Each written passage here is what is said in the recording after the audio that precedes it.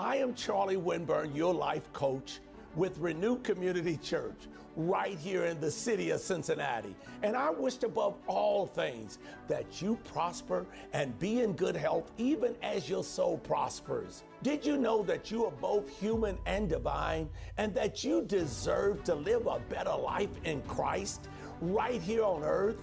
Our messages are practical, they are raw, they're fun, and they are focused on real issues as it relates to your spiritual life, health life, your mental life, your financial life, your relationship life, and even your business life and community life.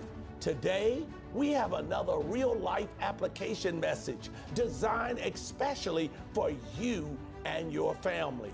Remember, before we get started today, you can learn more about Renew Community Church free life coaching by visiting our website, renewcommunitychurch.org, or you can listen to us every Sunday at 11:45 a.m.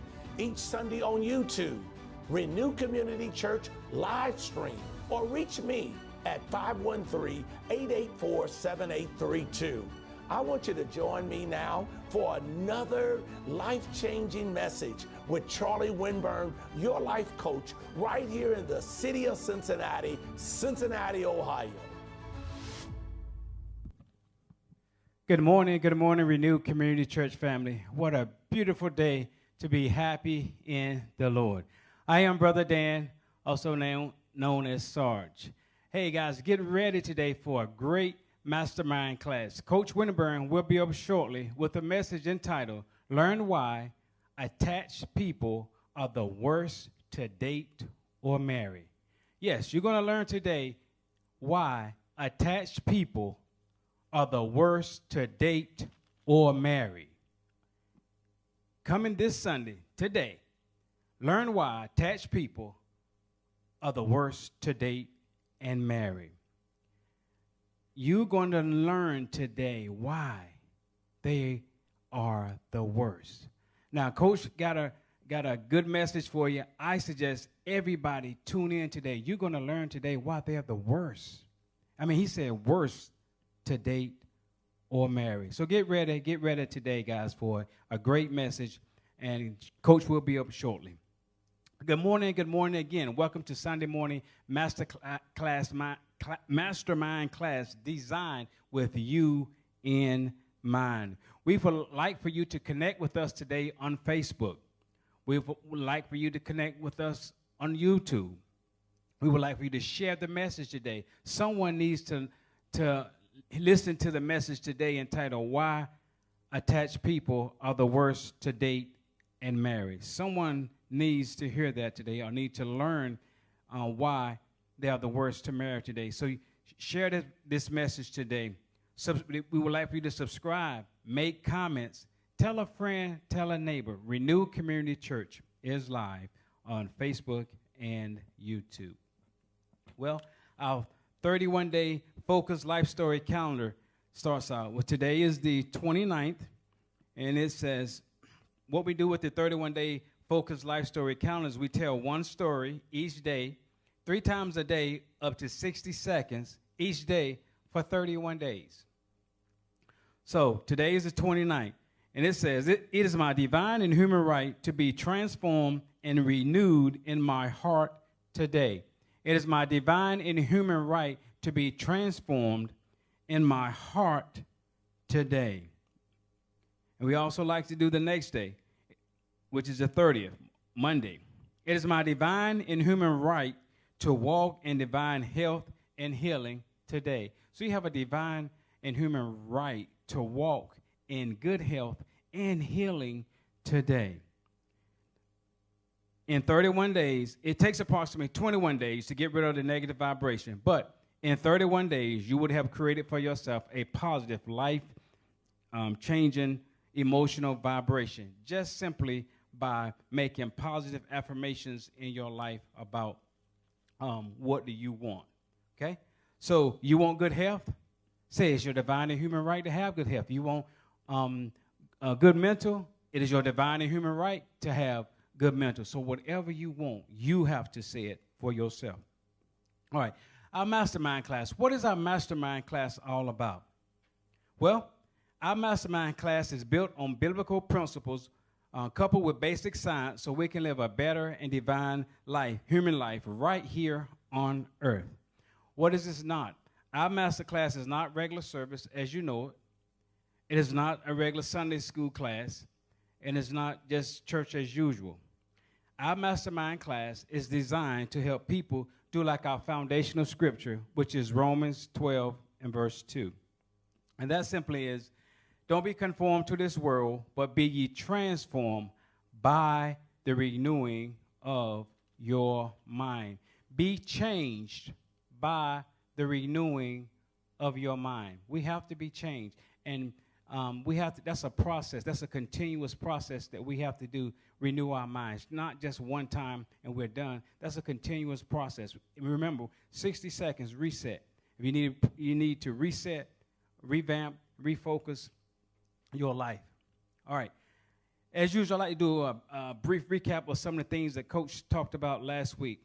And last week's message was entitled, Learn 7 Steps to Build Your Confidence. He was dealing with confidence last week. Have you lost your confidence? He talked about the 7 enemies that steal your confidence. And then confidence is both human and divine.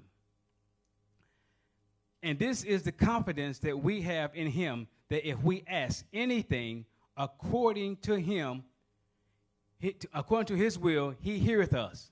So if we ask anything according to his will, he hears us. And if we know that he hears us, whatsoever we ask, we know that we have the petition that we desire of him. That's powerful. If we ask anything according to his will, he heareth us. That's the confidence right there. That's confidence right there. Coach talked about the 4 types of ways that we learn. He talked about 4 ways that we learn. They are auditory learners. They absorb information through listening. There's visual learners, and they see and visualize information. And there's digital learners, and they learn through technology, and they use that as a primary tool for their education. And then there's kinesthetics, where we learn through hands-on experiences. This is how we approach the mastermind class. Stop putting yourself down and beating yourself up.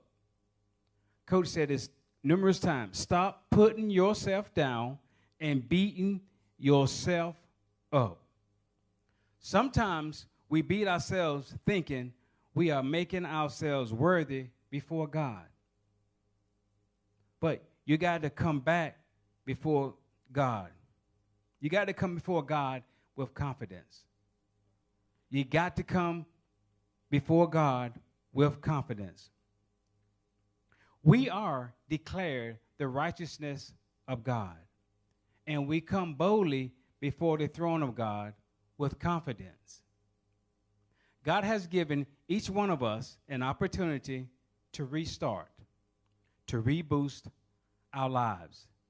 Every 60 seconds, no matter what you have done, we got a chance to restart or reboost our lives every 60 seconds. Proverbs 24, verse 16 says, a righteous man falleth 7 times and rises up again. You got 60 seconds to get back up. Some people in life get knocked down and they jump right back up. Some people in life get knocked down and they get up on the 3 count. Some people get knocked down and they get up on the 7 count. And then there are some people that get knocked down and they get back up on the 10 count. But the goal is to get back up. We get back up. That's all you got to do is get back up. We have an opportunity to revamp our lives every 60 seconds. Did you know lightning strikes 360 times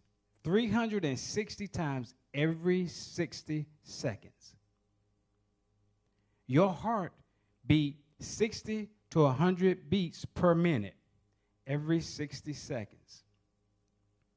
There are 250 babies born every 60 seconds. You can have a focused life or a negative life every 60 seconds. Your choice. You can live a focused life or a negative life every 60 seconds. Coach talked to us about 9 reasons people might lose self-confidence. These are 9 reasons that he's talked about that people can lose self-confidence. Negative self-talk. You're engaging in patterns of negative self-talk. That's talking to yourself negative. I can't do this. It ain't going to work for me. Negative self-talk. Number 2, past failures. Experiences of past failures can hinder your life. You fail one time and you fail twice and you think, well, no, I'm just a failure. It's not going to work for me. It'll work for somebody else, but it won't work for me. Past failures. Again, 9 reasons people might lose self-confidence. Another reason is comparison to others. Measure your achievements against other people. You can't measure your achievements against other people. And what about the perfectionist? You want to be perfect, striving to be perfect. But there's no one that's perfect. You would never, ever reach that goal. No one is perfect. Lack of support is another one. You have a weak support system making you feel isolated. What about criticism from others? This can lead you to internalize negative perceptions of yourself. It can lead you to internalize negative perceptions of yourself.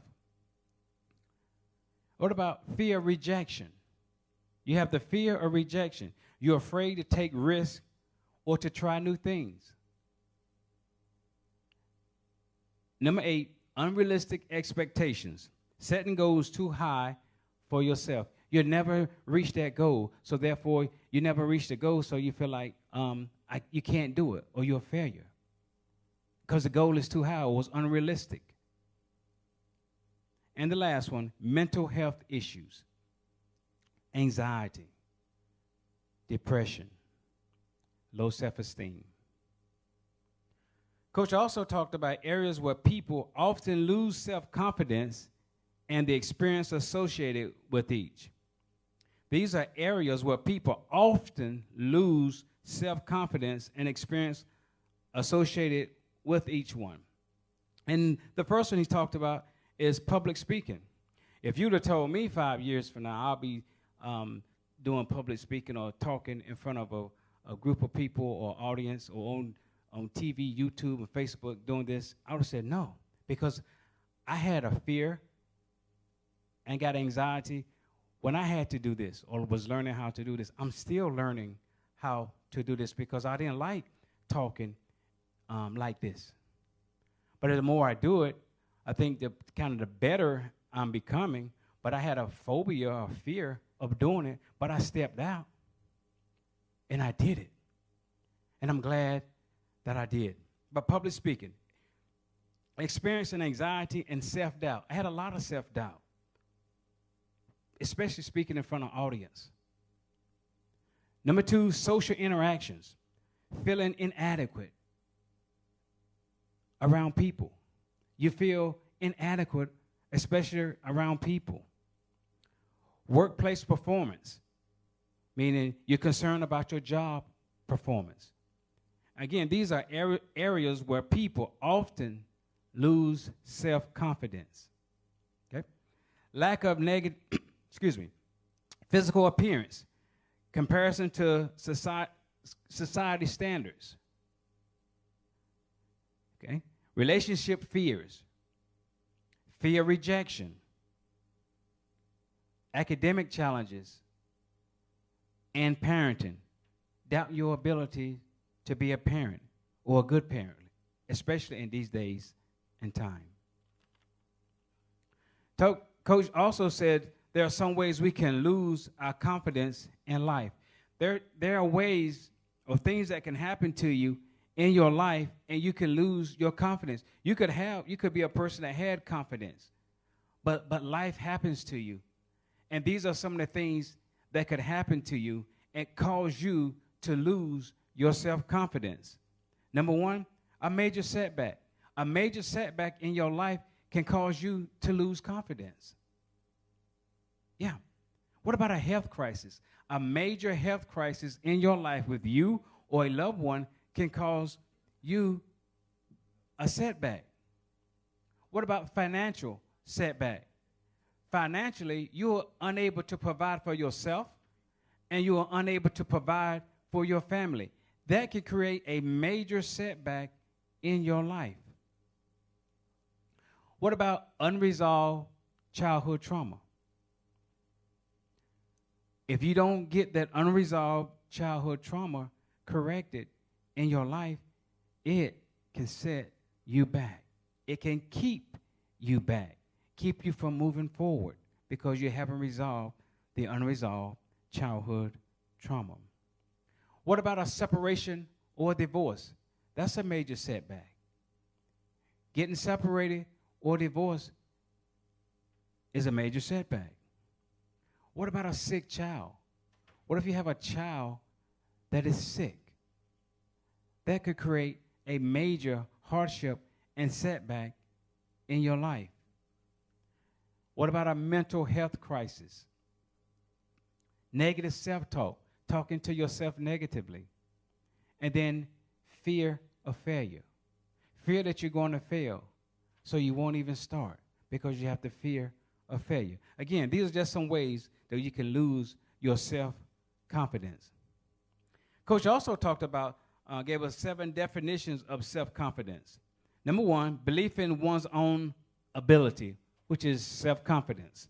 And number 2, self-acceptance, accepting yourself, your strength, and your weaknesses. Number 3, positive self-talk. The way you talk to yourself makes a difference in your life. You saying negative things in your life and have negative self-talk, you can't expect anything good. You're saying negative stuff. Okay? A willingness to take risk. Step out of your comfort zone. You got to be willing to step out of your comfort zone. Take a risk.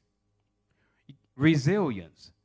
You have the ability to come back or to bounce back from whatever happened to you or whatever's going on. You have the resilience or the intestinal fortitude to push past that, whatever it is. What about the influence on others? You have to be confident and assertiveness. Confident people express their thoughts, their needs, and their boundaries. Coach gave us some powerful keywords in building confidence. These are some confident keywords that he gave us to build confidence. Self-assurance, self-esteem, courage, resilience, assertiveness, empowerment, self-belief, a positive mindset, competence, authenticity, preparation, and leadership. How to build confidence. He gave us step-by-step on how to build our confidence. Number 1, set achievable goals. If you want to build self-confidence, this is what you got to do. You got to set achievable goals. Start with the small manageable goals at first. Number 2, you got to have a positive self-talk. You got to engage in positive affirmations all the time. Number 3, you got to practice visualization. You got to see it before it happens. Imagine yourself succeeding. You got to imagine yourself succeeding. You got to embrace failure as a learning opportunity. You got to embrace failure as a learning opportunity. Number 5, you got to seek feedback. Constructive feedback from others can provide insight on what you're trying to do. And number 6, you got to expand your skills. So that means you got to engage in activities that challenge you and help you build new skills. And this, number 7, the last one, you got to build a supportive network. That means you got to surround yourself with supportive friends, mentors, peers who encourage and uplift you. So that was what I got out of last week's message entitled The Positive Self-Talk. And with that, I would like to bring up Coach Futel.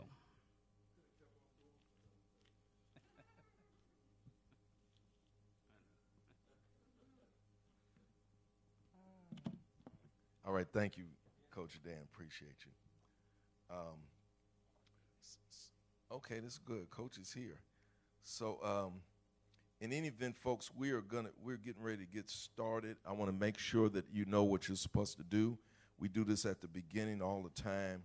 And first off, we want you to know that we like for you to do a couple of things. First thing I'd like for you to do is, please, sir, please, ma'am, we'd like for you to go ahead and put that emoji on. Put the emoji on Facebook. Put that out there. Put the like on there if you're on YouTube. That's number 1. Number 2, we want to share. We want to get the double-digit shares. We've been on a streak of double-digit shares. We want to do that also again today. So we want you to share the message. Doesn't make a difference where you're at.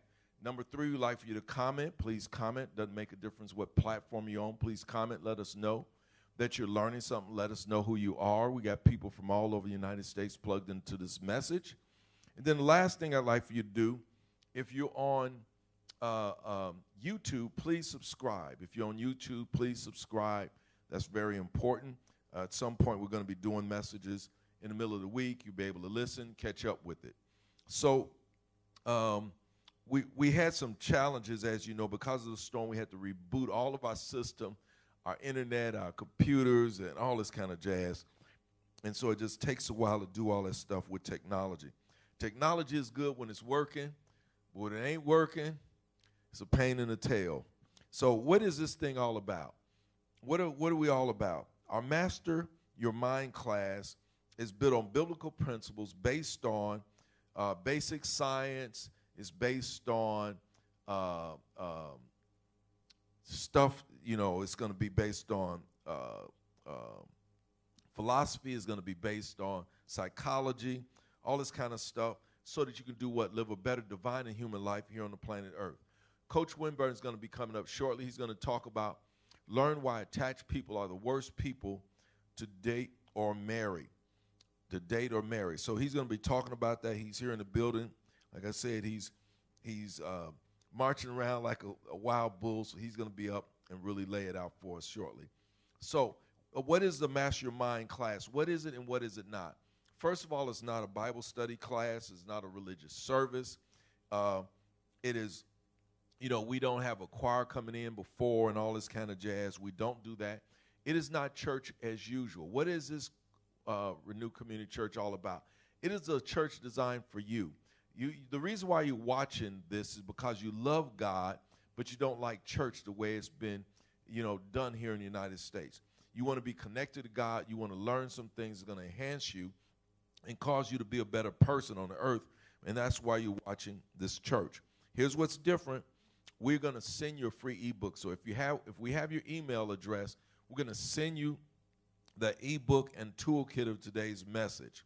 And so that's what you're going to get by being a part of this and being a part of this ministry. So on yesterday, I talked about last week, invited people to come be a part of it.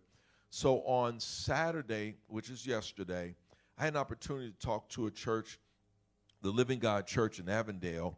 And what I talked about is this concept. And in the heart of my message, because the pastor asked me, he said, Chuck, I want you to help the people in our congregation do better financially. We want them to be able to improve themselves. And the heart of my message actually was financial trauma. And so here's what I want to do. I've got a short video I want to play, but I want to just share with you folks.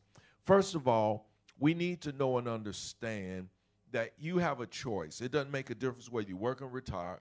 You have a choice of living a life of prosperity or living a life of regret. What is regret? Regret means there are some things that you should have done, but you didn't do it.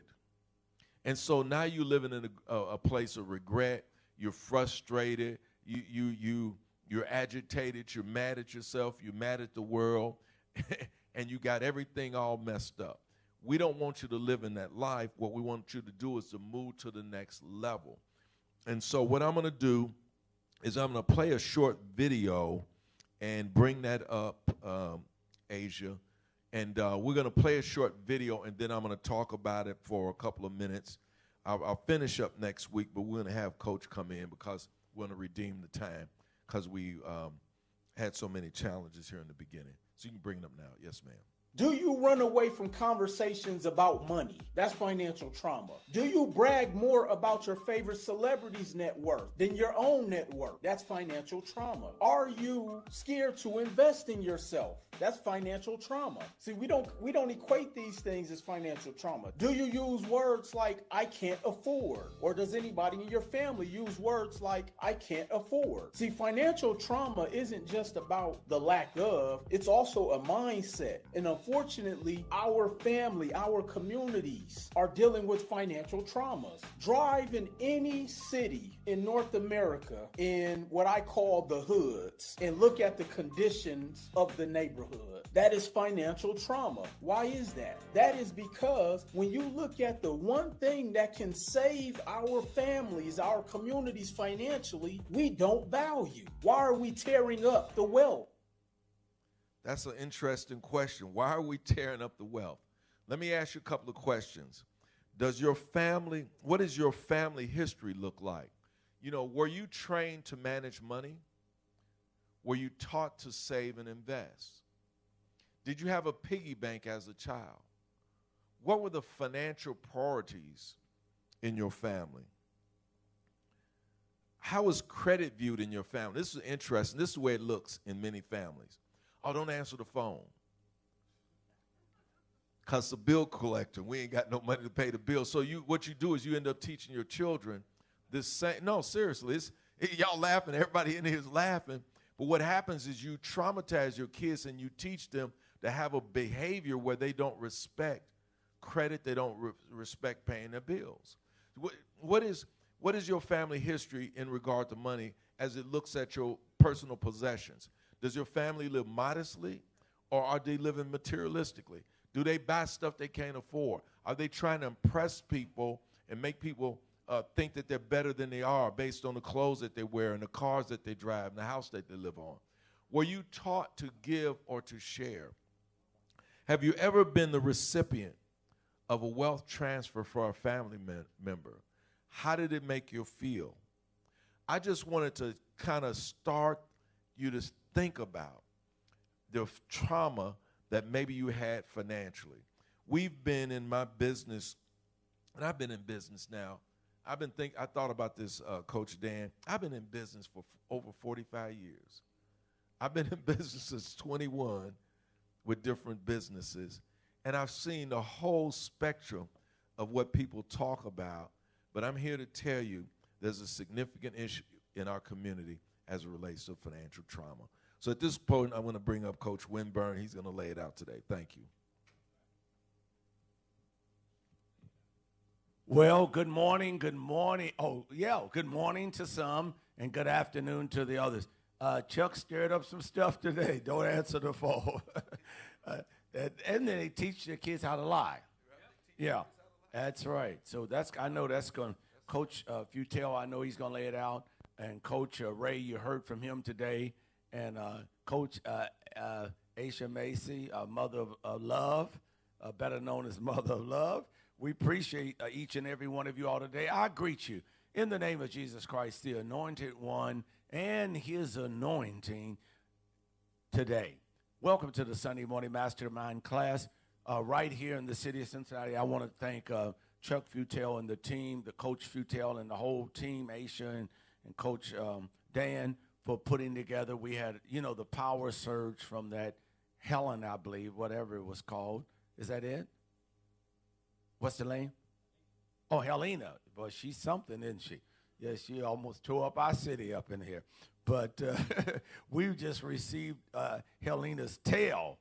Brother, if we got a whole body, we'd be the best, wouldn't we? We just got a tail, and she shut down everything. Well, we want to greet you. Thank you all for being here with us today. And we appreciate you. Let's just move right along. We'll be back here in service on October the 6th. I want you to hear this for a There second. is no I'll be delight right back. in owning anything unshared. Be sure to go and follow us at www.renewcommunitychurch.org and follow us at Renew Community Church on Facebook and YouTube. While you're there, don't forget to click and share with all your family and friends, and have them come and join you each and every Sunday at 11:45 a.m. for your Sunday Masterclass. The miracle is this: the more we share, the more we have. Well, we're back, everyone. You got a free ebook. We're going to go over the ebook today as we deal with this very powerful and life-changing message. This is going to be one of probably the most, Coach Futel and Coach Dan, this is probably going to be the most transparent message I've ever brought, because most people are not going to go to my level of transparency because they have not become emotionally happy. And once you become emotionally happy, you have nothing to hide. Are you all here with me? But we're going to share today. Our gift to you is our ebook. We're going to go over it shortly. That 60 Seconds to a Focused Life. Keep us in prayer as we approach and find our launch date on that nationwide. So 3 easy ways to give today. Hey, I'll be back in a few, just about, I would say 65 seconds. I want you to prepare to give right now. Oh, thank you for those who have already started giving. Coach Futel, we had Dr. Ovetta Leary and Dr. Molly Thompson has already, they started giving last night. Wow, I like that. They're giving in advance. Well, they truly are sowing in the good seed. If you want to make a good investment, you sow into Renew Community Church, our mastermind class. It's good seeds. It's going to bless you spiritually, financially, mentally, and every otherwise. I'm going to try to listen to Chuck next Sunday at his on Recap Sunday to hear what he's got to say. I think that's going to be quite interesting. Well, 3 easy ways to give. I'm going to be back in about 75 seconds. So get your coffee, get your money together, get your Cash App, and get all your stuff together. I'll be right back. Hello, I'm Charlie Winburn. If you could only feel good about giving, then you could attract good things into your life today. Hi, I'm Mark James Doris Jr. I was able to give $100 on Cash App. I feel great about giving today. If I can give $100, so can you. Hi, my name is Ebony James, and I was excited that my friends and I were able to give $175 on PayPal today. It's a great feeling to give. I'm Chase Parton. I was overexcited about being able to give. I was able to mail in $350 today. In order to receive, we must be willing to give. We must make space in order to receive, so pour into what pours into you.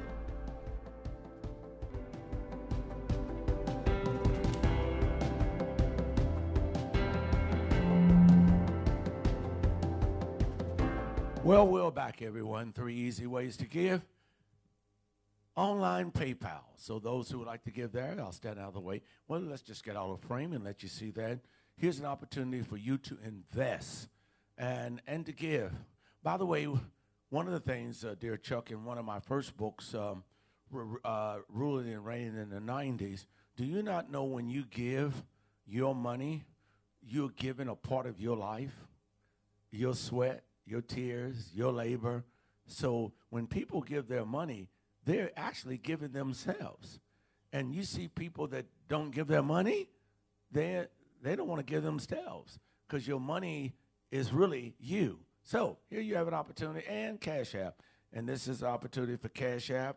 And all of y'all preparing for your burial and death and all that. It's good to have a policy and all that, but you need to enjoy some of that money now. All your kids is going to do, I don't want to knock them, they're just going to take it and waste it anyway. You might as well enjoy as much of it as you can, Chuck, or you would Coach Futel. And then what is it? It's 7 years. they forget about you. People forget about their mother and their father 7 years. Are you all aware every 7 years we get new blood cells and we get new transformations? And those old codes are retained in our cells. Our cells are like a battery, but they're also like a tape recorder. They file everything. So it takes about 7 years for folk to ultimately get over you.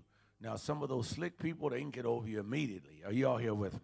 So Cash App, if you'd like to give by mail, that's it. We're through with that. Welcome, Sunday Morning Mastermind class, designed with you in mind today. Well, we're ready, Sunday Morning Mastermind class. For those who are tuning in all over the country, if you're here now, we appreciate hundreds of people that watched us last week. We really appreciate that on last week's message, building self-confidence. And we're back. And be not conformed to this world, but be you transformed by the renewing of your mind. Let's get going. Hey, thank you again, Coach, for jump-starting everything and getting this thing going. And those who are with us, anybody coming online yet? Is anybody signing up? Just let us know. Okay, here's some of the promos that we sent out this week. Some of the promos is, do you have assigned people in your life? We're going to talk about assigned people. These are people that give life to you. They give their life to you. This is what they give. And we're going to learn how to bless those people. Okay, then, do you have attached people in your life? Oh, I'm pretty sure you do, Coach Dan. You got them. They attach. It's gimme, gimme, gimme. I'll take all you gimme. My name is Jimmy. Did y'all hear me? So do you have attached people in your life? And all they do is take. They're take. Now I can understand a little baby, 9 months old. Y'all understand kids up to 7 years old maybe. And, you know, we got to teach them how to give. They're takers. Are you all here with me? And some people, 21, 41, 51, they keep the stuff, 81 in their life. They're just takers. So we're going to learn how to stop giving your energy to attach people. Is that okay? You don't have to get rid of them. You don't have to get rid of anybody. Most of y'all, some of our folk, I just go get rid of them. I'm getting them out of my life. No. All you have to do is change your focus to the right people in your life, and you'll get the other people will ultimately get jealous or leave. Okay, I thought I cut off that hair over there. You want to see if I cut it off over there? I will try to, so I won't have to do much. Thank you, young man. Coach, learn why attached people will leave you. Learn how to protect yourself from attached people. Are y'all with me? Then the next one, only date. See, I know, oh God, I just wish I knew all this. Early on, Chuck, isn't that amazing that if I knew all this stuff early on, I would probably be a bachelor. I'm going to be, can I just be honest, Aisha? You know, it says only date or marry assigned people. You end up marrying all these attached people, and we wonder why our marriage is full of conflict and all kinds of mess. Learn why. You're going to learn that today. Learn why attached people are the worst people today to marry.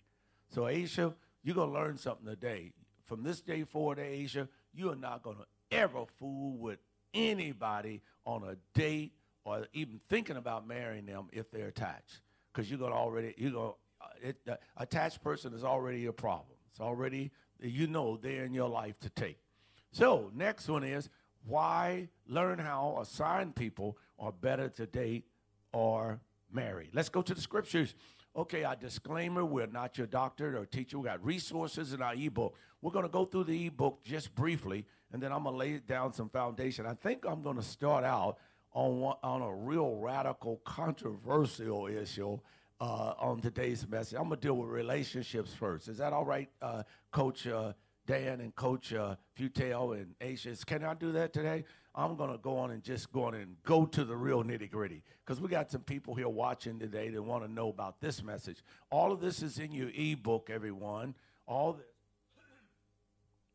is in your ebook. You can find out Life Extension, where I get vitamins, Dr. John Thomas, clinical psychologist. You can go to if you want a brain scan. Now, I had a brain scan not long ago, and it was good, thank God. Clifton Natural Foods, if somebody's doing domestic violence on you, you can call that number. And 60 Seconds to a Focused Life, all the information you want. Now, our scriptures, and be not conformed to this world, but be ye transformed by the renewing of your mind, that ye may prove what is that good and acceptable and perfect will of God. And that's good. As the Father has loved me, so have I loved you. Continue in my love. Actually, today, believe it or not, is really kind of like a love message. Today is like a love message in a sense. When you really get down to it, what's love got to do with it? You'll hear it in here today. This is really a love message today, but in a different way and a different slant. It's got the Winburn slant to it. Are you all here with me?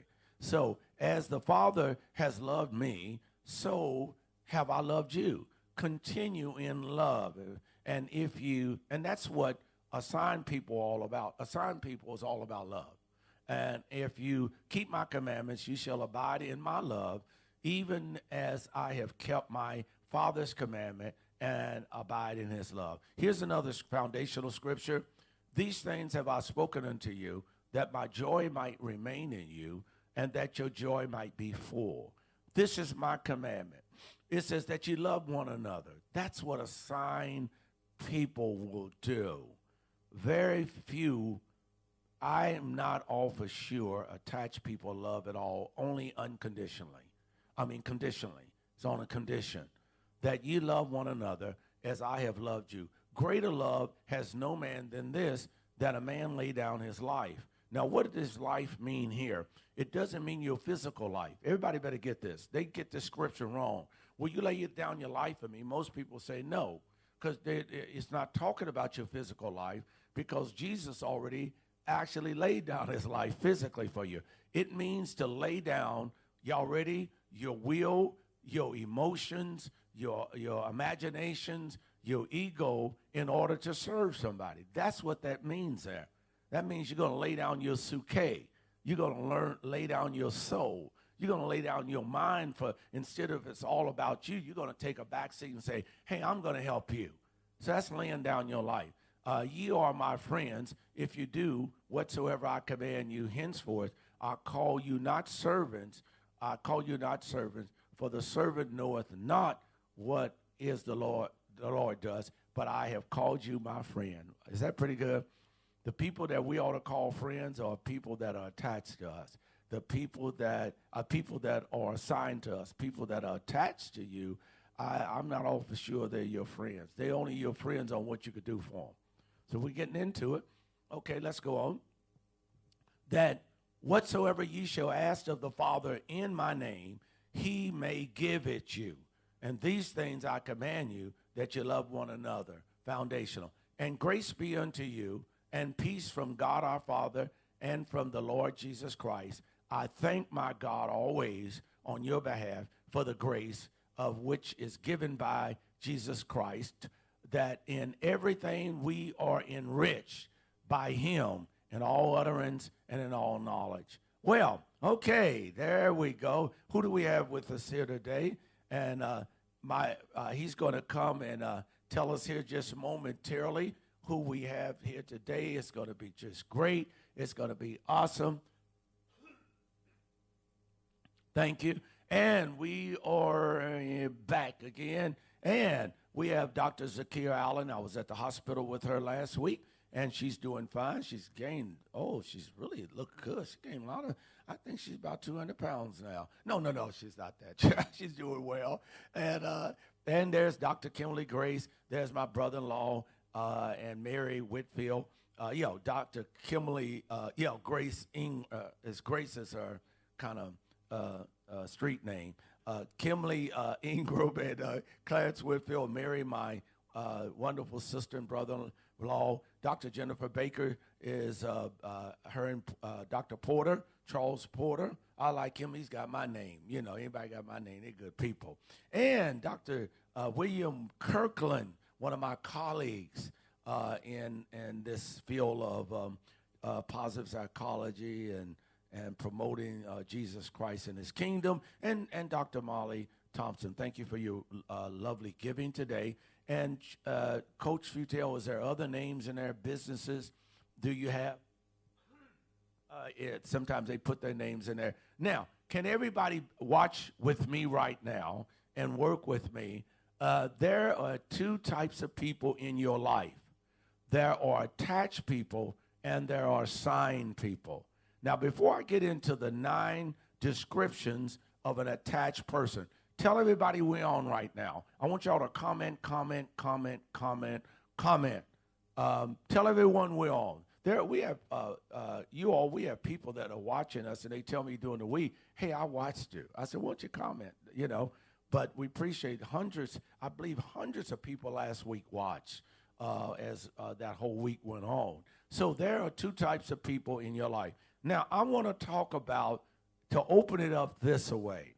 Okay, there are assigned people in your life.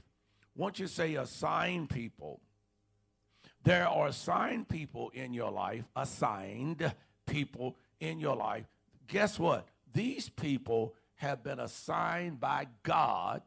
Are y'all with me? Have been assigned by God to help you. So it's by God. And you say, well, and of course, God created the universe, so it's signed. So the universe backs you up. The earth backs it up. If God backs it up, I want to tell you this. If God's behind it, the universe supports it. If God's behind it, the earth supports it. If God's behind it, heaven supports it. So when someone show up in your life, you all, there to help you. I had a man, he died, he was a billionaire friend of mine here in Cincinnati named Mr. Carl Lindner. God assigned him to my life. He just literally signed me. I said, Mr. Lindner, why do you like me? He said, I don't know, but I sure do like you. I mean, and he come to love me. He was assigned. He was literally assigned to help me. He was assigned to help me. He actually helped contribute millions of dollars over the years to support our ministry. So it's good to have people assigned to you. Once you say assigned. And these are people that people just show up in your life, and that's what they do. They're assigned. I had a dear friend of mine, one of my millionaire friends. We went to his funeral the other day. Oh, my God, it was just so heartbreaking. And it touched my heart. And Mike Valentine passed. His funeral was on, it was the other day, on Tuesday, I believe, and we went down to the funeral. He was assigned to me. And my heart goes out to his wife, and his wife assigned to me. And I was calling them just about, Aisha, I want you to hear this, about 2.5 weeks ago. I called Peg Valentine to say, hey, we want to set up our meeting. We would need to set up a meeting with me, Mike, and a few other people. And she says, Charles, I got some bad news for you. Mike died on Monday, and this was you all on Wednesday. And so there are people that are assigned to us, and I want to thank God for the life of Mike Valentine, and I want to thank the Lord for Peg Valentine, who's just been nothing but a blessing to me. And we dedicated our book to Mike and Peg Valentine. So number one, the people that are assigned to you is signed by God, but it's backed up by the universe.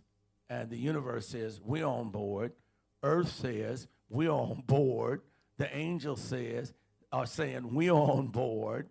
And the galaxies are saying, we're on board. If God's behind it, then guess what? They're assigned to help you get where you got to go in life. Now, there's a second person. There's another person that just pops up in your life. They're called attached people. Everybody say attached people. These attached people in your life, they show up. I'm telling you, it's a lot of them out there.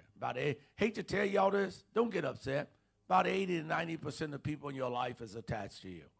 And guess what they do? All they do is take. This is it.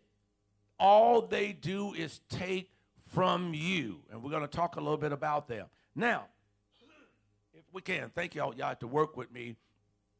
You know, just work with me here. Okay, let's talk about attached versus assignment people in relationships. I'm going to lay this foundation just about 20 minutes. Is everybody still with me? Do you have your coffee? Everybody got your coffee? You about ready to really now get down into this? This is going to help us all today. Coach Futel, are you okay over there? Okay. Okay. That's right. He stirred us up here on this financial thing. Yeah. So everybody say relationships. We're going to talk about relationships right now. And we're talking about dating, marriage. So here's how it's supposed to work. You date someone, and then you date them, and if things work out, you move to what we call fellowship. Everybody say fellowship. And then after you move to fellowship, then you move to considering marriage. That's how it should go. Are you all here with me? But some people just go past the dating, past fellowship, right into marriage. And so there are two assigned people. Two assigned people are a vibrational match. That means two assigned people are a vibrational match. And guess what? In a relationship, these actually are the people, believe it or not, these actually are the people that can make the commitment, Chuck, that really can make the commitment until death do us part. Are you all here with me? These are the people to do all that. And I'm not all for sure if we should be officiating marriages, Coach Dan, if we should really be officiating marriages where we're getting the two people that's getting married to commit till death do us part. I am not for sure. I'm just not for sure all that is totally biblical, because you may end up with somebody can start out with till death do us part, and the attached people, two vibrationally matched people who are attached to each other, they will commit to each other until they can say, hey, till death do us part. And in those cases, but that's based on unconditional love. And I hate to tell you, most Christians do not believe in unconditional love. All of the Christians that I know, all of their love is based on conditions. All of them. I don't care who you, most of it, other than the people, my staff in here, I can't speak for nobody else but Coach Futel, Coach Dan, and Mother of Love. These people here, from what I know, these are unconditional love people. Now, most of the other people in my life, it's all about what they could get. So the next one is, so there are two assigned people are a vibrational match until death do us part. They live by unconditional love. Now, watch what happens. So two people right now who are assigned to each other, they say until death do us part. I want y'all to hear this. This is going to be key, everybody. When one of them in the relationship decide, I no longer want to be assigned, because God don't force anybody to do assignment. It's free will. It's like salvation. It's free. But somebody paid for it. Jesus did. So when one of the persons in the relationship decide, I no longer want to be an attached person, I no longer want to be an assigned person. I no longer want to be an assigned person, but I want to now be an attached person. That attached person is saying in that relationship, all I'm going to do is take now. I'm no longer going to do God's assignment. I just want to take. I've been in this relationship for 5 years, 10 years, and it's my turn to take. And I'm tired of all this unconditional love stuff. So when that happens, you're no longer a vibrational matched relationship as it relates to two assigned people. So when one person in the relationship decides to go bad, one person, say two people get together, they get married, okay? And both of them are assigned to each other. That means they're going to give their life to each other. And whatever happens in a relationship is based on unconditional love. But say if one person decides, I no longer want to do that anymore, well, get ready for separation and divorce. That's how all separation and divorce occur, is when one or both persons become attached people. Because when they become attached people, it's all about them taking. It's all about their selfishness. It's all about their money. It's all about their, matter of fact, I even had some, it's all about their emotional dependency. When a person in a relationship becomes an attached person, it's all about their emotional dependency, how I'm going to have a financial gain, how I'm going to, you got to validate me, you got to make things convenient for me, you got to give me attention every day, and it's about their self-interest. Now, I'm getting ready to do a blockbuster. Chuck, Coach Futel, Coach Dan, I want y'all to look at me because I'm going to say something that I've never said before in my life. I'm talking about my intimate relationships. I've never have experienced, maybe started off in a relationship. I want y'all to hear this. Maybe started off in a relationship. Both of us, we are assigned to each other. But I've never had a relationship where I was able, I'm a assigned person. I'm with you till the end. But most of the people that I've had in my relationships, we're talking about love-making relationships or whatever it is, they have been attached to me. And because I am an assigned person, they have taken advantage of me over the years. I didn't understand it because I'm a provider. I'm a giver. I write checks when I ain't supposed to be writing them. And I was writing so many checks around here, they told me I couldn't sign no more for a while. They said, Winburn, you're giving all the money away. We don't have nobody here at the church. Are you all here with me? Because I'm a loyal, committed person. But I have never had anyone to stay with me to the end, you all. I want to be honest. Because to stay to the end, and I'm not saying they have to, but I want everybody to see the reality, and you got to get this. Who do you think you are that nobody can leave you? They left Jesus.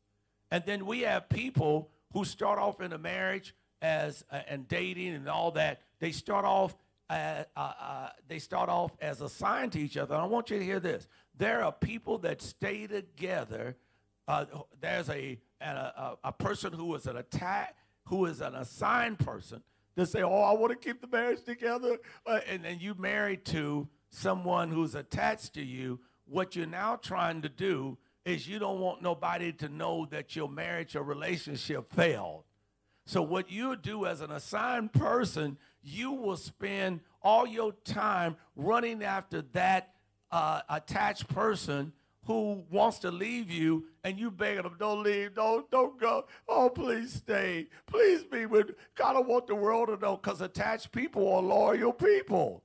But I'm going to tell y'all right now, thank you, Lord Jesus. He gave me the gift of goodbye. I've got the gift of goodbye as an assigned person. Are you all here with me? And you got to let these people who are attached, you got to let them go. Who are you that you can't let folk go? Who are you? Jesus himself, you all. People left him. Are you all aware? I'm getting where I got to. Are you all aware there was disciples? Jesus went down into a town, and he met with his own disciples. These were not of the 12. These were other disciples, Brother Coach Futel. He met with, and guess what? When they heard Jesus speak, it says they heard Jesus speak, and they followed Jesus no more. And I think it may not be all in your good favor, assigned people, to try to make the commitment until death do us part. I've come to the understanding in God, when people want to go, you have to let them go in your life. And you got to stop begging and running after folk for them to stay with you. I was telling one of my best friends yesterday, if somebody doesn't like you, you just got to face it, face the little pain you're going to go through, and you got to find a way as an attached person to let, as a assigned person, I got to say assigned person, to let the attached person go. And it may take some time for you to get over it, but you'll feel much better in the process. Now, here's the next one. Attached person, two attached persons. Now, we're talking about two, let's go back here. I'm sorry. Two attached persons in a relationship, believe it or not, you all, they are a vibrational match. Let me say it again. Two, what did I say? Two attached people. These are people that take from each other. So guess what they do? They enjoy taking from each other. They enjoy taking from each other. They enjoy fussing and fighting. They live by unconditional love. And they are, guess what? They are attached, and they can fight for 20, 30, 40, 50 years. And it goes on. But they're a vibrationally matched person, but they're negative. So have you ever been in a relationship? And by the way, if you're fussing in a relationship, just give me a minute. You're going to like this one, everybody. If you and your wife or your significant other or you're dating someone, and you all are fussing, and you don't know, and you're arguing, it's all right to disagree. Watch what I'm saying. You could disagree. But can I use you, Dan? If you and Donna start fussing and fighting and talking and putting each other down, there's a third party in the relationship. There's research that has been done. And I'm going to send you all the video. There's research that has been, I don't take credit for this. There's research that has been done to show that there's a third party in the relationship. Somebody could be whispering in Donna's ear, he ain't no good, I wouldn't take that off from him. And then when you start disagreeing, it turns into an argument because the third party is there. And somebody can be in your ear, Coach Dan, and saying the same thing to you. And then if you've got a sexual partner who's the third party, although your wife or husband may not know it, they will feel it vibrationally that you're cheating on them. And that relationship ultimately is going to come to an end. So everybody's got to find out who the third party is in the relationship. If me and Aisha start arguing and we're fussing and fighting, somebody has told Aisha or me something negative about me or Aisha.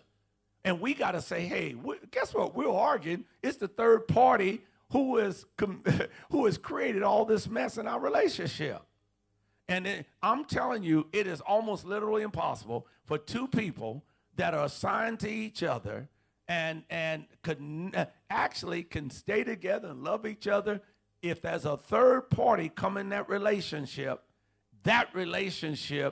ultimately is going to be over because you and your spouse, you and your date, you're going to be arguing. So there's always, everybody remember this, the research, I'm going to send it out to people on my text. It's a research that was done by this national church. I have to give them credit. I don't agree with everything they say, but they did the research.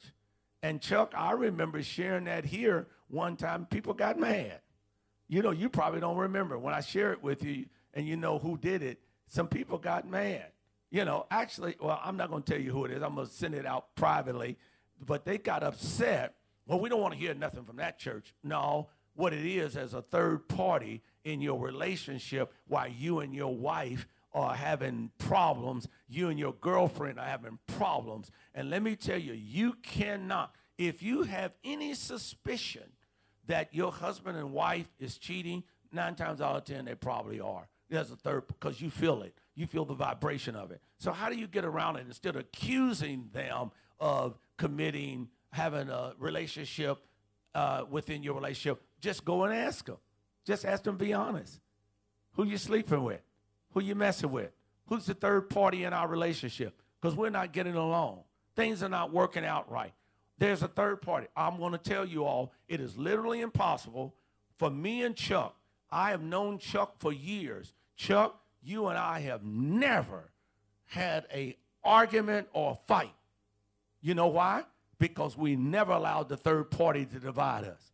And I'm almost for sure, me being a Frederick Douglass Republican, they'd have said everything about me.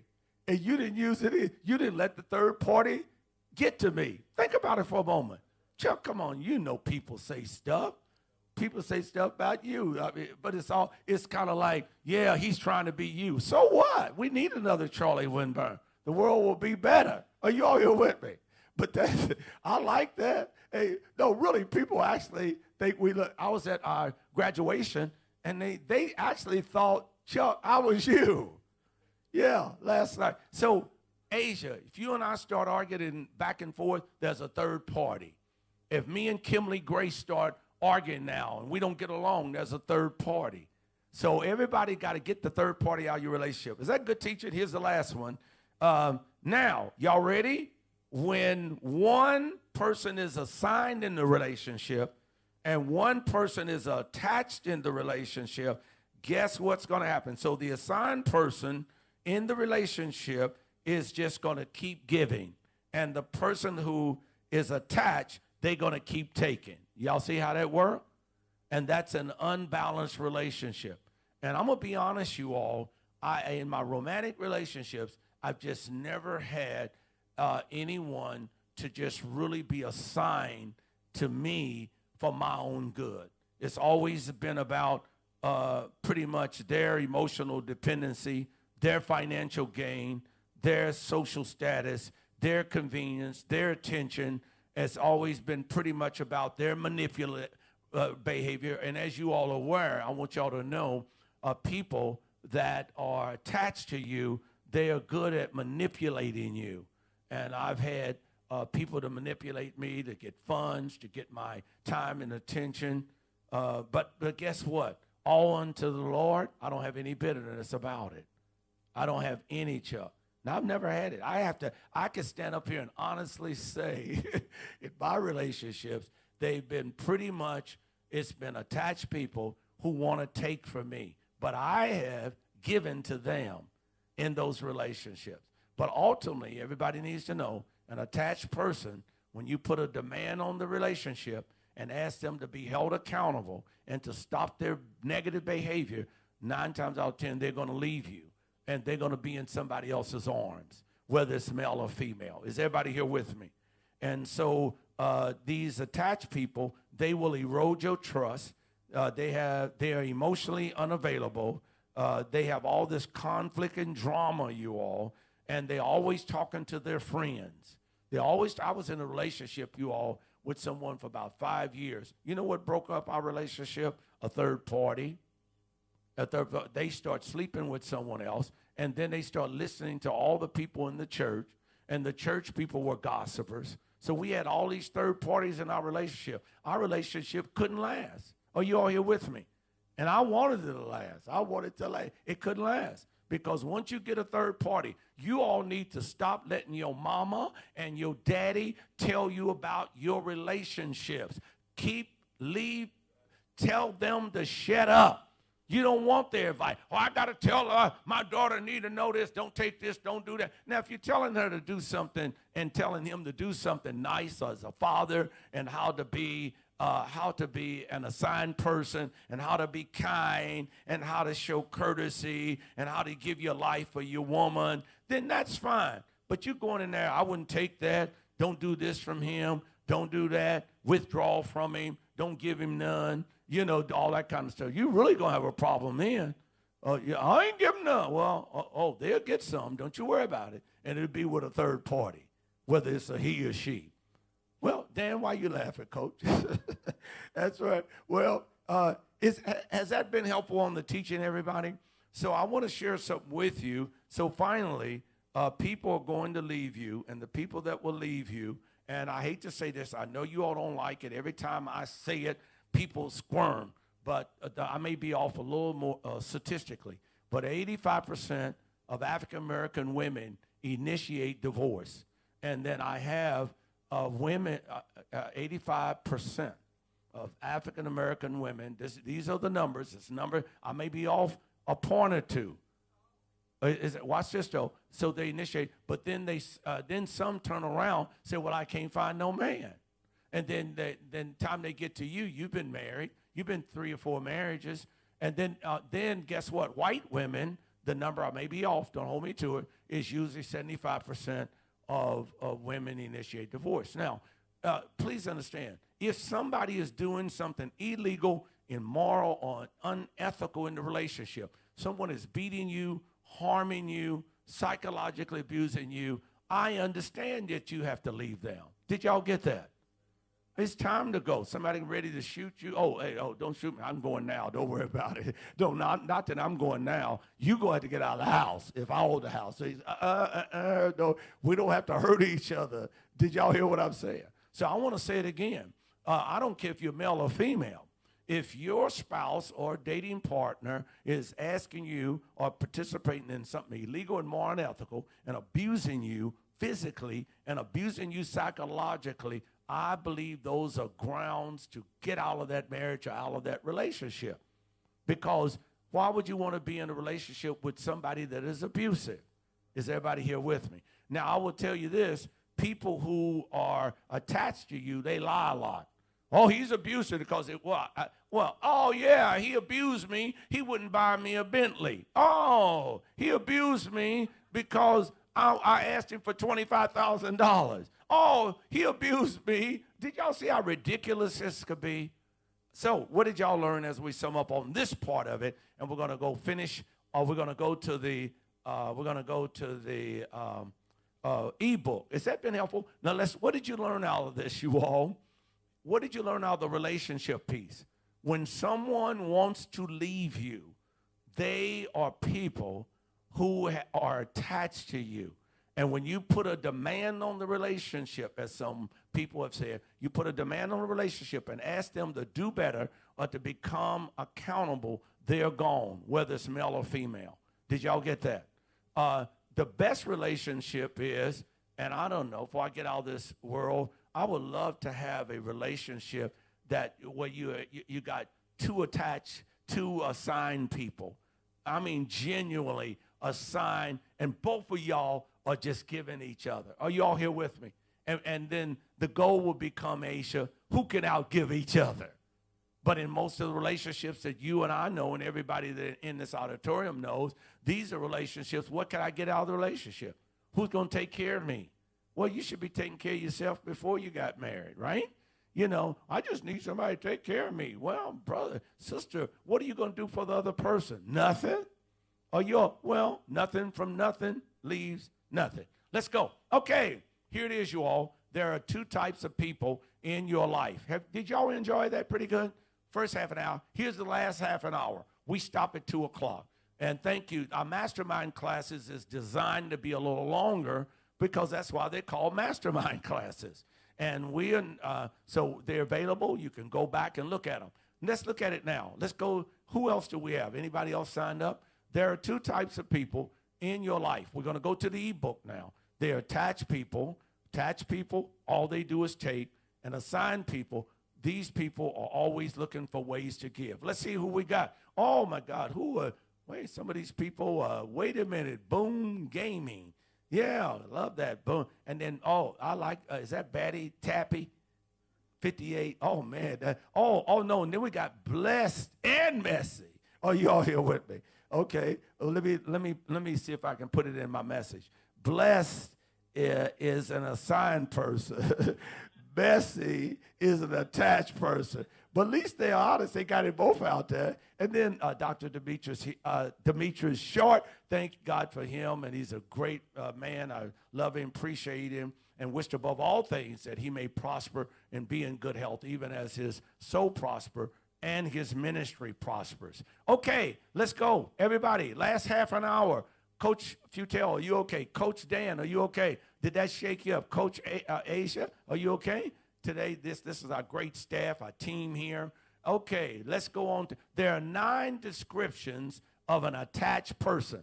And I'm not going to read all this. We're just going to walk you through the ebook. You could get this ebook by putting in the comment section of the Facebook just your email. We'll send it to you. When our new website is launched, you'll just be able to go on the website and pull all of our 200 ebooks. You'll get all of our videos and everything is right there for you. So let's go on. Number 1, a person who uses you. I'm not reading all this stuff, you all. It's a person that uses you. I'm just going to read one little paragraph. Treats you as a tool to achieve their goals. They may appear friendly and even charming, but their primary focus is extracting value from you. And you know what? I'm going to say, everybody, I don't regret anything that I've done to help people. I don't regret the over $1.3 million that I've given this church over the years. I don't regret any of that. I just want you all to know what I've done for other people. I thank God that he's been able to use me as a person to be assigned to someone. That's why if you got a friend like me, you got a friend that's going to look out for you and protect you. That's why you don't want to be on the opposite side of me. Or you don't want to be that, because if God's put me in your life, then you got to learn how to become an attached person yourself. So as you grow and learn from me, as an assigned person, and as an assigned person, then you could go out one day and be an assignment to someone else. So these terms are a little tricky, because we used to teach that attachment was great. And that's why, if you notice, I'm kind of stumbling over the words, because we subconsciously, we always told, oh, we are so attached. That's a bad thing. Are you all here with me? And now we got to unravel that ideology. So these are people, they appear friendly, and whether it's through emotional support or financial help or using your network, their interest is only transactional. And do y'all know what that means?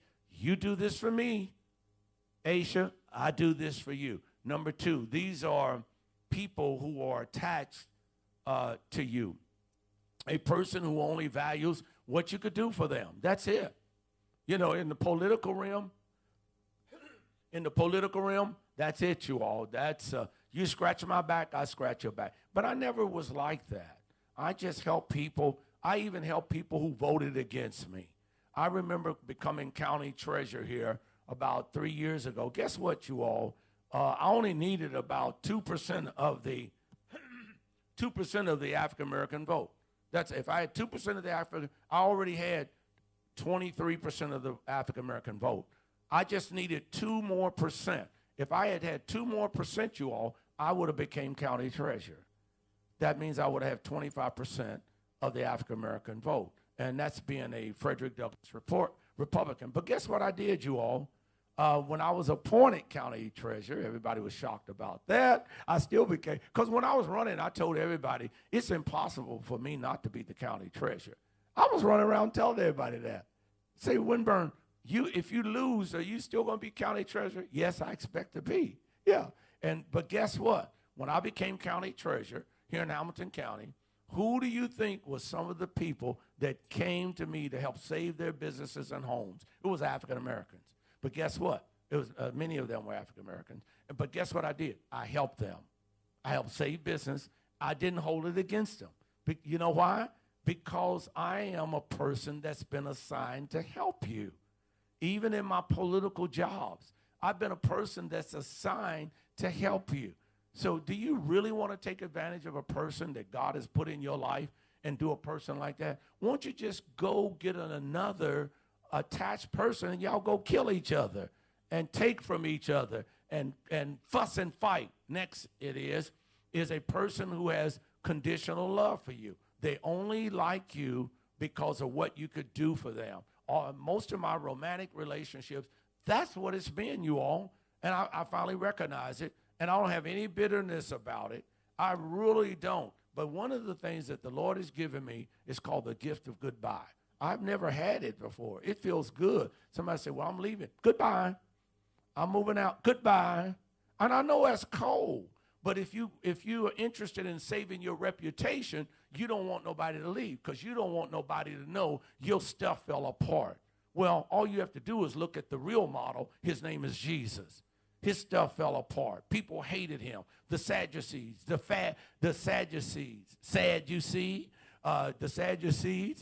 Pharisees, the hypocrites, and all these people, they hated Jesus. And disciples, Judas, here's a guy. Judas was an attached person, although Jesus believed that one day he could be assigned, but he had him killed.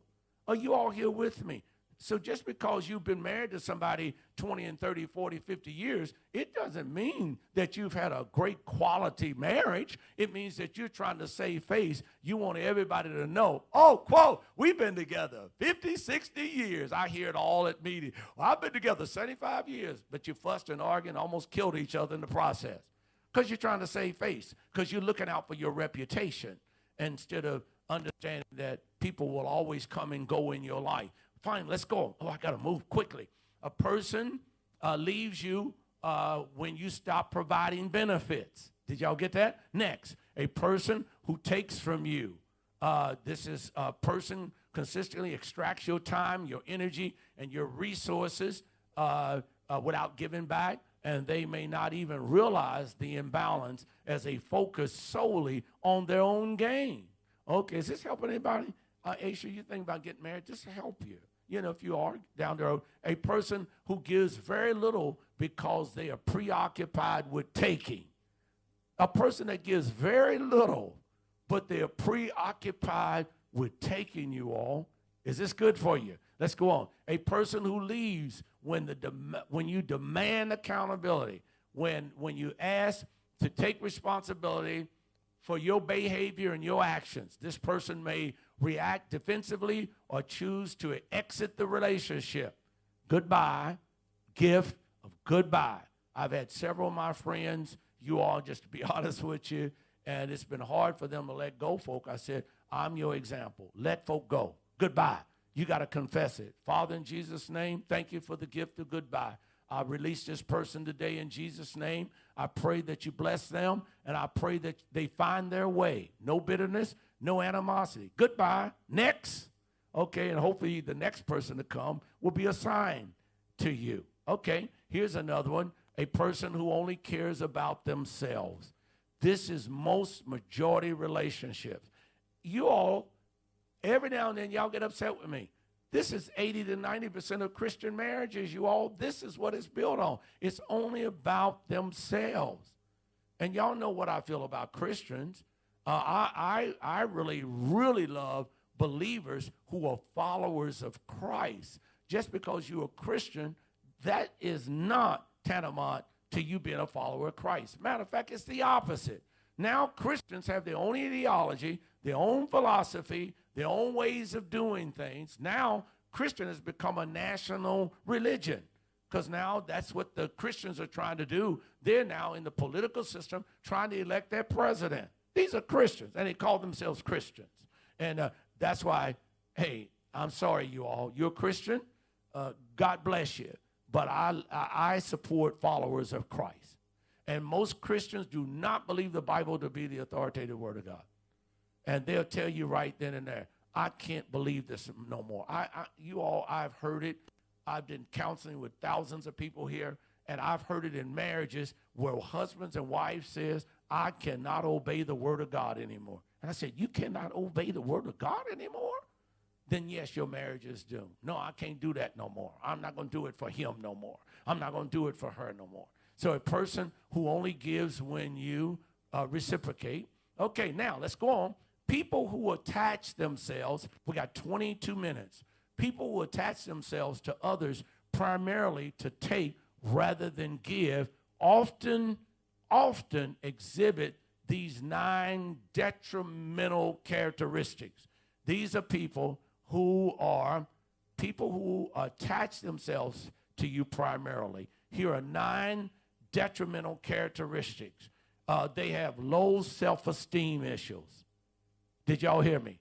Because they always got to take. They don't believe they can stand on their own. Number 2, they have unresolved childhood trauma and drama. Did y'all hear what I'm saying? A friend of mine just told me it was just so sad. This morning early, this person lost their son because of a domestic situation. And the situation was a little bit that the so-called girlfriend got upset with the person, called somebody else, and they killed him. You know, right here in the city of Cincinnati. It's just sad if that's true. Did y'all hear what I just said?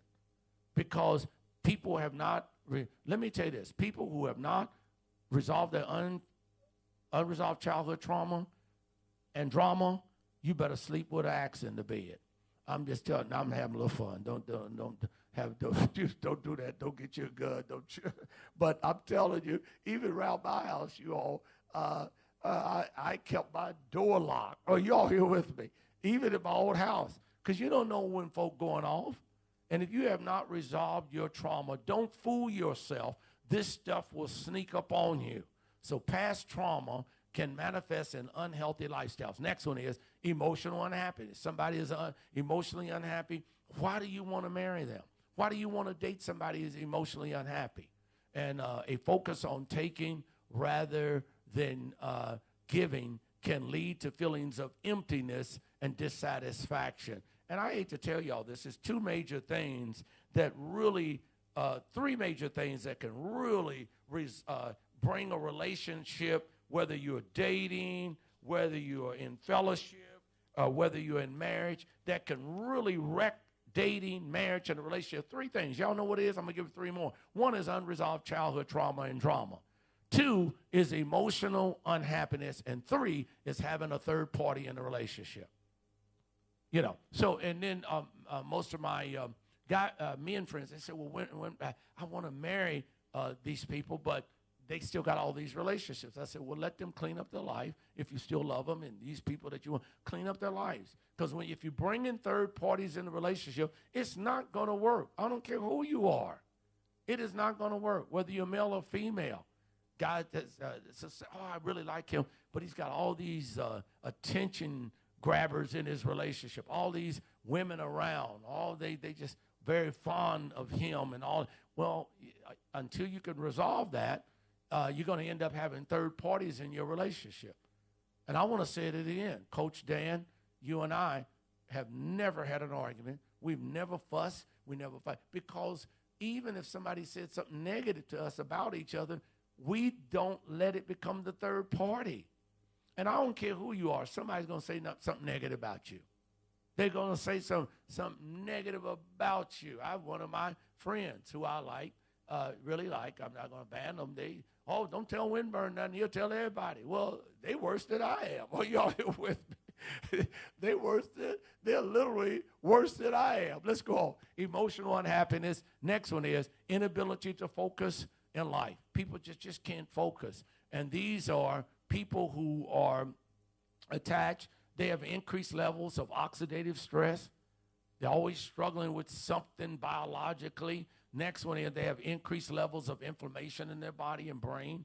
I work every day, you all, through exercise, through vitamins, herb therapy, meditation, relaxation, repose, relaxing. I do all kind of stuff to keep my oxidative stress down, to keep down my inflammation in my body and my brain, and increased levels of toxicity.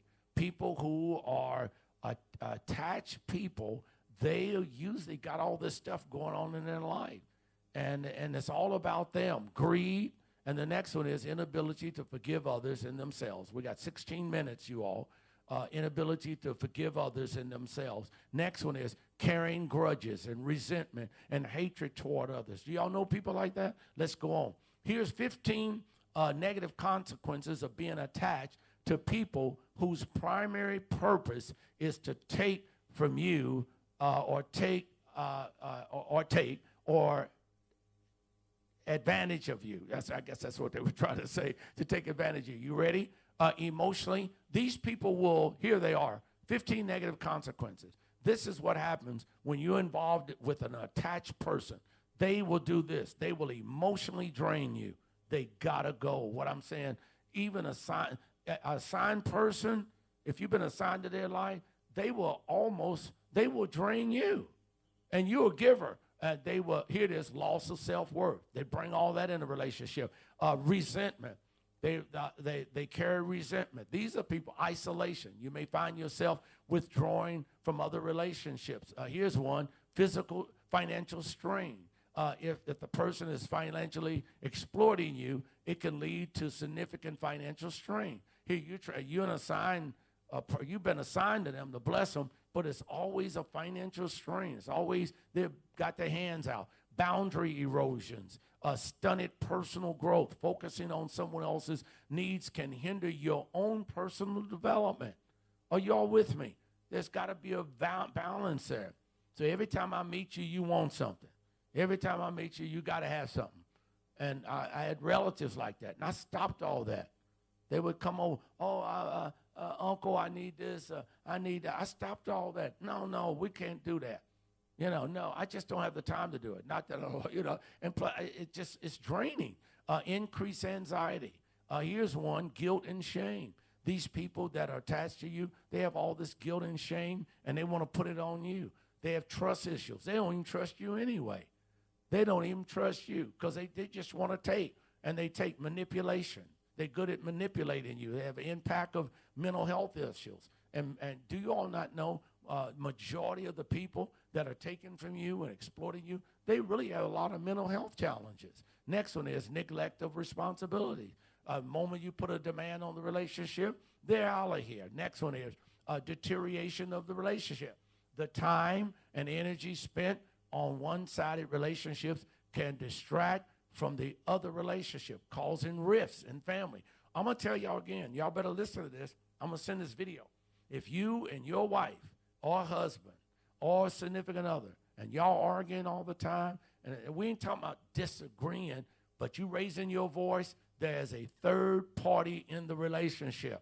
And both of y'all need to sit down and say, hey, let's stop this. Let's really be honest and talk about who's in our relationship. Did y'all get it? Is that pretty good, everyone? Who's in our relationship? Who else do we need to call? Long-term dependency. The relationship may foster a sense of dependency. I've been there. I know people that is, they just never get enough of me blessing them. And I don't mind blessing folk, but I don't want to keep blessing the same people and their life don't change and they don't have a better quality of life. Next one, 7 descriptions. We're almost there. 11 minutes, 7 descriptions of a person who is assigned to you. Now let's talk about assigned people. Is this pretty good, everyone? Here are the people. This is the profile of people who has been assigned to you. Let's look at it. Number 1, a person who is divinely assigned to you by God, who loves you. And this individual feels like blessing your life. Coach, hang in there. These people feel like they just want to be a blessing. Have you ever just wanted to bless somebody? Well, you're an assigned person. And it's always a very few times I'm looking for somebody to really give me something, And there is giving and receiving, as we return our tithes and offerings, giving and receiving. You give, you get blessed, return. That's fine. Okay. But these people have been sent by God. They support you through your challenges and celebrate your successes. A person who loves you unconditionally. They just love you. You silly, you act crazy, you talk crazy, you sound off. They still with you. Are you all here with me? These people been assigned to you. You're in a safe space with them. A person who is called to serve and support you. That don't mean they're going to do all your stuff. Are you all with me? They're not going to do everything. I was sharing with even some around here too. There's a scripture after one of our mastermind classes. I think Dr. Jennifer was there and Dr. Michelle Graves. We were talking about that one scripture. Listen what it says. Bear ye one another's burden. Look up the word burden. That word burden means baros. Baros. And baros is a Greek word. Guess what it means? Bear ye one another's part. So, Aisha, if you come to me and you need $1,000, guess what? I can bear a part of it. I'm going to give you $250. Did you get it? That's my part. But I'm not going to give you the whole thing. Now, people who's been attached to you, they want the whole thing. I came to you for $1,000. No. I'm going to do my part. And then I may not even want to do a part for you because I don't even like your attitude. I don't even like how you're approaching this. Or you always, I may not even want to help you because you're not going to do well. If I give you $1,000, $10,000, you're going to be back here again. Is that pretty good, Chuck? Okay, let's go on. The next one is a person who gives to your life and not one who comes to take from your life. I would love to see the day where I could have somebody in my life. It's all about, hey, I'm assigned to you, you're assigned to me. But it's usually on my side.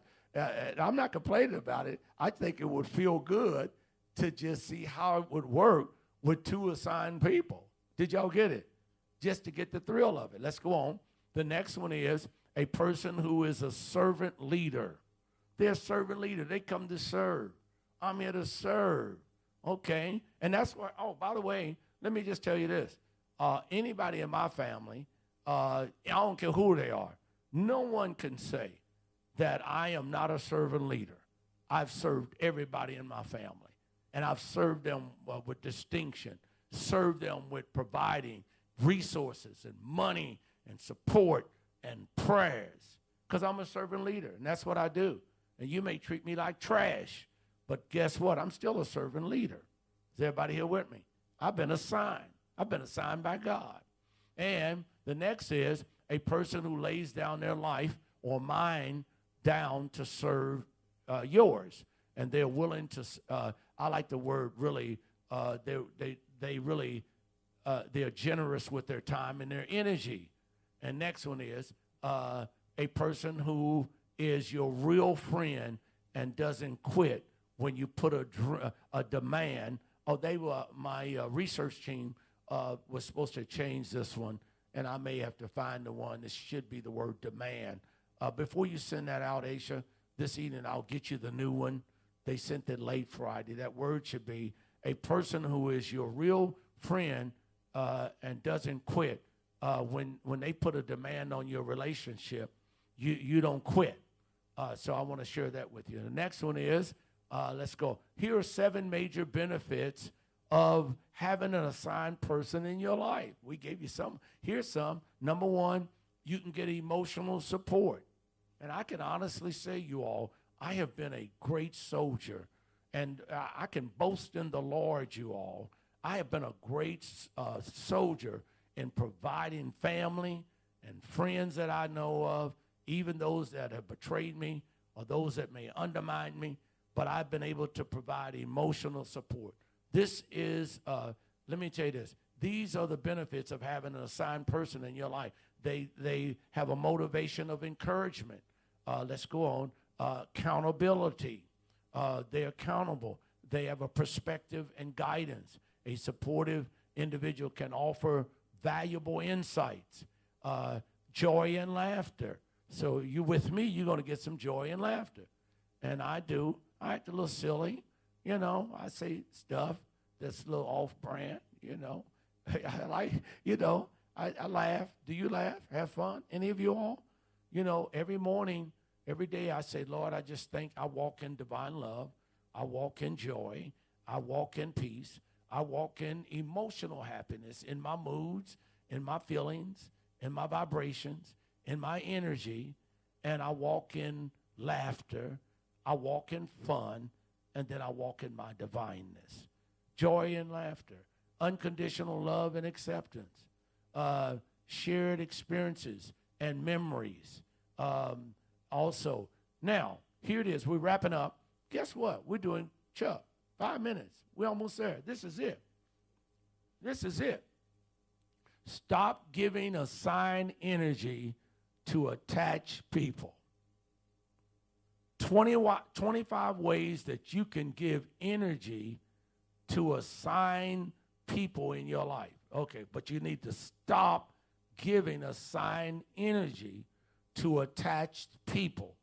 That means you can still love these people. You want to love them. They're your families. They're your husbands. They're your wives. But you're going to have to shift, and you're going to have to 25 ways that you could give energy to assign people in your life. So when people come in our lives and they're assigned, we want to bless them. And, you know, Mike and Peg Valentine, Mike passed the other day. I want to be a blessing to her. The Lindner family. Are you all here with me? A blessing. Now let's go on. Here's what you could give. 25 ways, and we're almost through. 25 ways that you can give energy to assigned people in your life. If I'm in your life, that means God assigned me to you. I just don't pop up in everybody's lives. Are you all here with me? No, I really don't. I'm assigned. How did you and I get together? You say, oh, I got him. I brought him in. No, you didn't. God put me in your life. God put me in your life. And then I can give you the gift of goodbye. If I put a demand on you, are you with me? You won't stick around long anyway. You know. Well, here's 25 ways that you can give energy to assigned people. So if I've been assigned to your life, here's some things you could do for me. Is this pretty good, Chuck? Chuck, if I've been assigned to your life or vice versa, here's some things you could do. Active listening. Engage fully in someone when someone speaks to you, too. Encouragement. You could do that. If I've been assigned in your life, somebody's been assigned in my life, I want to listen to them. I want to encourage them. I want to do acts of kindness for them. They've been assigned to me. I want to do acts of kindness. I want to share knowledge. You know, when I look at some of our staffers here, they've never asked me, never, I'm going to call it that, never asked me for money. Never. Is that right, you all? Is that right? Because I bless them. They never come to me and say, hey, I want to be on payroll. I want to do this. Hey, I've been assigned to these people. I want to be a blessing. They've been assigned to me. I want to bless them. Is that pretty good? Yeah, we bless them. We assign people. Okay, sharing knowledge. Assign people, provide feedback. So you're going to have a little trouble and say, as long as there's not a third party there, hey, if we're dating and fellowshipping, hey, you can't be bringing nobody in the relationship. I mean, can't y'all have that conversation up front? Because the moment you bring one person in a relationship, the other person don't have to know, but they're going to know subconsciously that something has changed in the relationship. Did you hear what I'm saying? Is this some good teaching? By the way, if you go online and Google, when most people feel that their wife or husband is cheating, the research shows it's pretty much true. It's not that they're just thinking of it unless it's some paranoid off somewhere. But most of the time, when you feel that way, that's pretty much, but you got to sit down with them. You don't want to go make an accusation and be accuser of the brother or the sister. But now you can't get away, you all. You bring a third party in a relationship, you cannot get away. That first situation I told you all about, I was with this person 5 years. They had a dude in the relationship. It broke up our relationship. And then they were big gossipers at the church. And they kept this we had all kind of third parties in our relationship. I'm telling her, hey, keep your mouth. Don't tell. She go out and tell everybody, And then now she don't have no man, So the man she was with, he died. She lost me. Now she ain't got nobody. I can see why. A wise person builds their house. But a foolish person plucks it down with their own hands every time. Yeah, provide feedback. Being present. Spend quality time. Here's one. Oh, let's go back. I got to hurry. Oh, my God. Spend quality time with those who serve you. Presence. Oh, expressing gratitude to them. Offering help to them. Creating a safe space for them. Sharing resources with them. Being patient with them. Understand that everyone has their own pace and challenges. Empowering decision-making. Celebrating their achievements. Offering mentorship. Here it is. Come on. Practicing empathy with them. How are we going to bless people that are assigned to us? If I'm assigned to you, this is how you bless me. If you're assigned to me, this is how I should bless you. Did y'all get it? Next one is facilitating connectionists. Supporting our mental health. So when you talk to me, how many of y'all know when y'all talk to me, I'm talking about, have you resolved your childhood trauma? Or are you emotionally happy? So I'm going to be working on your mental health because I got to work on mine. Or you got to keep mine straight. Volunteering together. Creating joyful moments together. Romantic time. Whatever time. Whoever you're involved with. Being honest with each other. Nothing like being honest. And I'm going to say it again. I'm going to overemphasize this. You all that's listening to me now, you got real quiet on me. But I'm going to tell you out there, get the third party out of your relationship, and you can start building an assignment relationship. You've got to get these third parties out of the relationship. And if you're that so desperate, you got to have third parties, then don't get married. Then you shouldn't be dating anybody. If you want to be out there and you want to be popular, I'm going to tell you all, this popularity will run out. Just keep adding every 5 years to your life and look how you look. I'm 73. I don't look the way I looked 30 years ago, Chuck. Are you with me? I look totally different. So you're going to wear yourself out. Get the third parties out of your life and get rested. Rest your life with somebody. And stop all of this attention grabbing and having people will like you as long as you look good and handsome, But the moment them wrinkles come in, the more you age, the less and less they want you. That's why I kind of keep myself. Look, today my body age is 39. Are y'all here with me? At least I got a good body age that's 39. Now, maybe chronologically I look 73, but I got a 39-year-old body. Are y'all here with me? Oh, being honest, respecting boundaries. Come on, we wrap it up. Staying positive, staying life-generating, maintaining an optimistic outlook, and practicing forgiveness, you all. Practice forgiveness. Let go of grudges and misunderstandings and forgiveness. I know people that are sick right now, and they're going to die that way because they got hate in them and animosity in them and grudges in them. They got resentment in them, and they can't forgive what people did to them when they were children. They cannot forgive the perpetuator, the person that traumatized them, and they carry it on, and they bring it in the relationship, and it's destroyed their relationship, and it's destroying them, and they're going to die before their time because they won't let it go. You got to let it go. Next one, encouraging creativity. Support others in expressing their creativity. This can lead to personal fulfillment and innovation. I'm very creative. I like to do all kind of strange stuff. Let's go on. Being reliable. Follow through on your commitments. Reliability builds trust and reassurance in others. Now we're through, everybody. Oh, my God, we are through.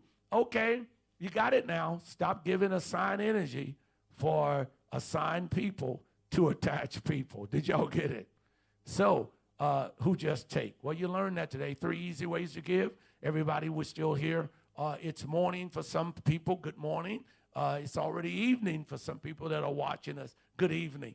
We're here at the Mastermind class, Renew Community Church in Cincinnati, Ohio. Here's 3 easy ways to give. If you like to give, and maybe you've never given before. Maybe you've just been a taker. You've taken all this good information, but you've never given.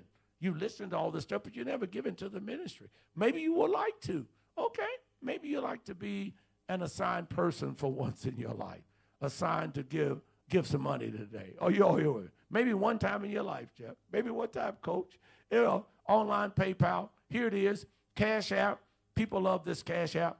We're getting ready to go off the air. Thank you for the hundreds of people that watched last week. Thank you for the people that's watching right now. We really appreciate you. And we want to say this as we close out. Last night at my graduation ceremony, Aisha, I was looking for you, but 1968, 69, 70, 71, 72, all of us were there last night, and they honored me, gave me a Lifetime Achievement Award or some kind of community service award. But when I gave my little speech, I left them with this. If you want to continue to have a quality of life and you don't want to have any regrets, there's a woman by the name of Bonnie Ware. She wrote a book, research book, called The 5 Regrets of Dying. And I want to share this with everybody. As we leave off the air here, I want you all, so you won't have any more regrets. Become the assigned person that God has always wanted you to be. He's always wanted you to be, and he wants you to be an assigned person, not an attached person that just takes from people. That's what he wants. But here are 5 regrets that people wish that they had not spent all their time on. And I want you not to be like many of these people who were in the nursing home, who was in assisted living, and they were dying in their last days. And here are the things that they said they wish they regretted. Number 1, I wish I had the courage to live a life true to myself and not the life of others expected of me. 2, I wished I hadn't worked so hard.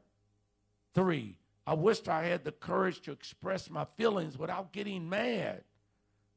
4, I wished I had stayed in touch with my friends. 5, I wished I'd allowed myself to be happier. I wish to allow myself to be happier. If you become if you become an assigned person, you're going to be one of the most happiest persons in the world, just like me, because we're people that give our life. We give our spiritual life away, our financial, our support. We give our lives away. We're happy people. We're emotionally happy. So you won't have any regrets? And some of y'all wished you could have given to, before you died, Sunday Connect Circle, online PayPal. You wish you could have done that. Well, won't you do it now before you die, before you get out of there? So I wanted to give some money to Renew Community Church. Well, do it now. Online PayPal.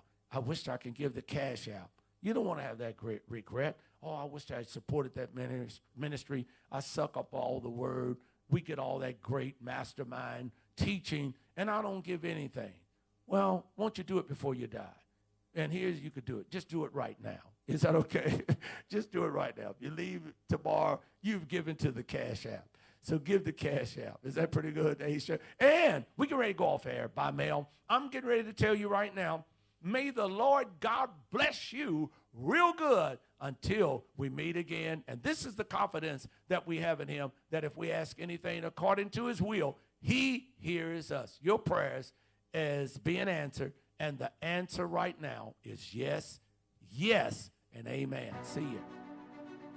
I am Charlie Winburn, your life coach with Renew Community Church right here in the city of Cincinnati. And I wish above all things that you prosper and be in good health even as your soul prospers. Did you know that you are both human and divine, and that you deserve to live a better life in Christ right here on earth? Our messages are practical, they are raw, they're fun, and they are focused on real issues as it relates to your spiritual life, health life, your mental life, your financial life, your relationship life, and even your business life and community life. Today, we have another real life application message designed especially for you and your family. Remember, before we get started today, you can learn more about Renew Community Church free life coaching by visiting our website, renewcommunitychurch.org, or you can listen to us every Sunday at 11:45 a.m. each Sunday on YouTube, Renew Community Church live stream, or reach me at 513-884-7832. I want you to join me now for another life-changing message with Charlie Winburn, your life coach, right here in the city of Cincinnati, Cincinnati, Ohio.